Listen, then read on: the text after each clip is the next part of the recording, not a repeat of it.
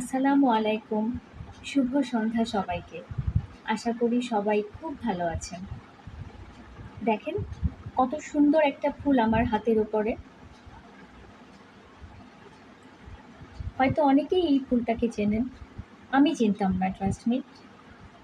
কিছুদিন আগে আমাদের পেছনের বারান্দায় টবের মধ্যে এই ফুলের গাছটা হচ্ছিল। তো এটা যখন আস্তে আস্তে বড় হলো, আমাদের বাসায় সবাইকে আমি দেখালাম যে এটা কী গাছ, কেউ বলতে পারে নাই।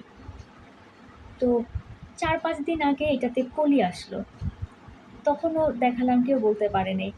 তো আমাদের বাসায় যে মেয়েটা রান্না করে, ও বলতেছে যে আপু, এটা হচ্ছে সন্ধ্যা মালতী গাছ, দেখবেন কি সুন্দর ফুল ফুটবে।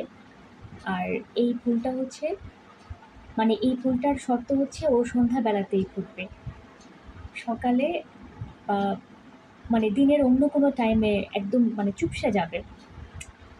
মানে আমি প্রথমে বিশ্বাস করি নাই। তো পরে আমি গতকাল থেকে না গত পরশুদিন থেকে দেখছি কি আসলেই তাই।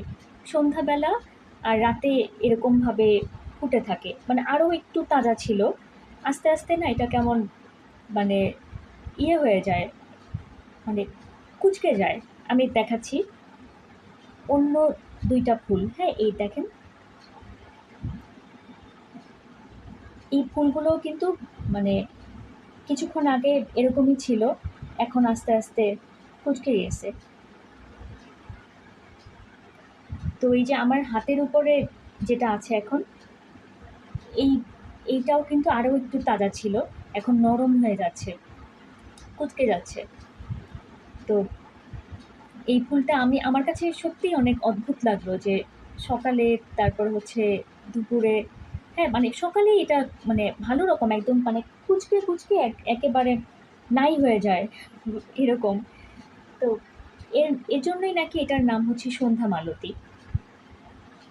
তো আমার ভীষণ ভালো লাগছে এই ফুলটাকে। আর স্মেল হচ্ছে খুবই হালকা, কড়া স্মেল না। আর আমি আমি অবাক হয়েছি যে আমাদের টবে এটা কোত্থেকে আসলো, কিভাবে আসলো। তো আমার মনে হয় যে হয়তো কোনো পাখি এটার বীজ এনে আমাদের টবে ফেলে গেছে, অথবা এই টবের মাটিতেই এটার বীজ ছিল। আমি জানি না, আসলে আমার মাথায় আসতেছে না কিভাবে হয়েছে। এমনি এমনি হয়েছে হয়তো আল্লাহর তরফ থেকে, আমি জানি না। তো সত্যিই ভীষণ সুন্দর একটা ফুল। সবাই দোয়া করবেন আমাদের এই ফুলের গাছটা যেন আরও বড় হয়। আমার আসলে এই ফুলের ফুল বা এই ফুলের গাছ নিয়ে কোনো আইডিয়া নাই, যেটা আরও মানে কত বছর মানে কত বড় হয় বা কী। আমার এই ফুলটা দেখে মনে হচ্ছে ওই গানটার কথা, তুমি সন্ধ্যার তুমি সন্ধ্যারও মেঘমালা, তুমি আমারও সাধেরও, তুমি আমারও সাধেরও সাধনা।